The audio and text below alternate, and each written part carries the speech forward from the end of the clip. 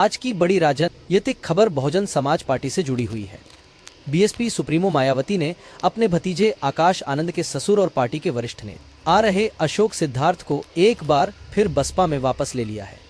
अशोक सिद्धार्थ लंबे समय से पार्टी की राजनीति से दूर चल रहे थे और अलग अलग वजहों से बसपा की सक्रिय राजनीति में उनकी भूमिका कमजोर हो गई थी। लेकिन अब मायावती के इस फैसले ने साफ कर दिया है कि पार्टी आने वाले समय में एक बार फिर पुराने चेहरों पर भरोसा जताना चाहती है। आपको बता दें कि अशोक सिद्धार्थ न सिर्फ पार्टी के पुराने और भरोसेमंद चेहरों में से रहे हैं, बल्कि आकाश आनंद से पारिवारिक रिश्ते भी उनकी अहमियत को और बढ़ाते हैं। राजनीति एक विश्लेषकों का मानना है कि इस वापसी से पार्टी के अंदरूनी समीकरण मजबूत होंगे और आने वाले चुनावों में बसपा को एक नया संदेश मिलेगा।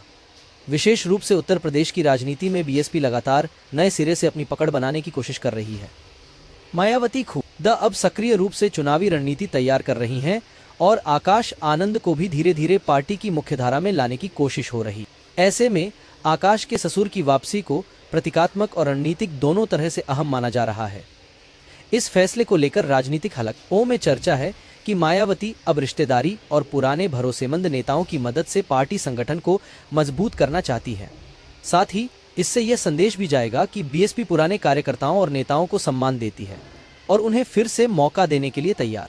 हालांकि विपक्षी दल इस कदम को मायावती की फीवन परिवारवाद की राजनीति करार दे रहे हैं।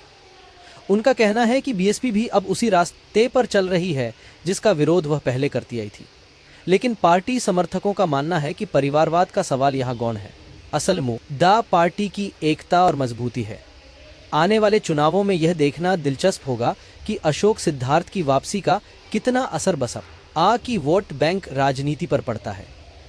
क्या यह कदम बसपा को फिर से मजबूती देगा या विपक्ष का परिवारवाद वाला आरोप भारी पड़ेगा? कुल मिलाकर मायावती का यह निर्णय पार्टी के भीतर और बाहर दोनों ही स्तर पर एक बड़ा संदेश देता है।